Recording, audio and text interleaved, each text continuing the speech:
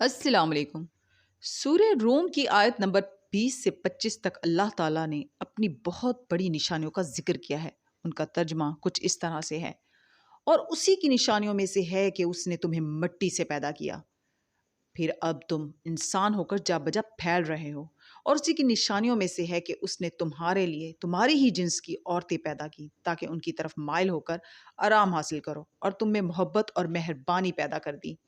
جو لوگ غور کرتے ہیں ان کے لیے ان باتوں میں بہت سی نشانیاں ہیں، اور اس کی نشانیوں میں سے ہے کہ آسمانوں اور زمین کا پیدا کرنا اور تمہاری زبانوں اور رنگوں کا جدا جدا ہونا۔ اہل دانش کے لیے ان باتوں میں بہت سی نشانیاں ہیں،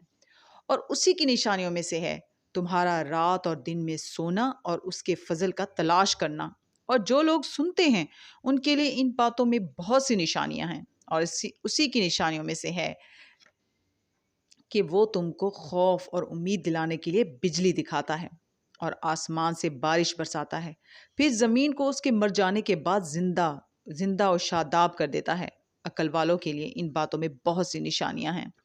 اور اسی کی نشانیوں میں سے ہے کہ آسمان اور زمین اس کے حکم سے قائم ہیں، پھر جب وہ تم کو زمین میں سے نکلنے کے لیے آواز دے گا تو تم جھٹ نکل پڑو گے۔ آج کا سبق شروع کرتے ہیں۔ پناہ مانگتی ہوں اللہ کی شیطان مردود سے۔ شروع اللہ کا نام لے کر جو بڑا مہربان نہایت رحم والا ہے۔ وہ یقیناً کافر ہیں، اور کافروں کے لیے ہم نے ذلت کا عذاب تیار کر رکھا ہے۔ اور جو لوگ اللہ اور اس کے پیغمبروں پر ایمان لائے اور ان میں سے کسی میں فرق نہ کیا، یعنی سب کو مانا، ایسے لوگوں کو وہ عنقریب ان کی نیکیوں کے صلے عطا فرمائے گا،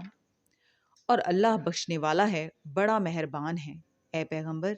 اہل کتاب تم سے درخواست کرتے ہیں کہ تم ان پر ایک لکھی ہوئی کتاب آسمان سے اتار لاؤ،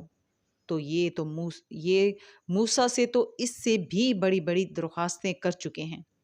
ان سے کہتے تھے ہمیں اللہ کو ظاہر یعنی آمنے سامنے دکھا دو، سو ان کے گناہ کی وجہ سے ان کو بجلی نے آ پکڑا۔ پھر کھلی نشانیاں آ جانے کے بعد بچڑے کو معبود بنا بیٹھے، تو اس سے بھی ہم نے درگزر کی، اور موسیٰ کو ہم نے کھلی سند دی تھی، اور ان سے عہد لینے کو ہم نے ان پر کوہ طور اٹھا کھڑا کیا، اور انہیں حکم دیا کہ شہر کے دروازے میں داخل ہونا تو سجدہ کرتے ہوئے داخل ہونا،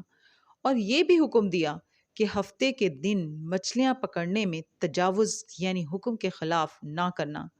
غرض ہم نے ان سے مضبوط عہد لیا، لیکن انہوں نے عہد کو توڑ ڈالا،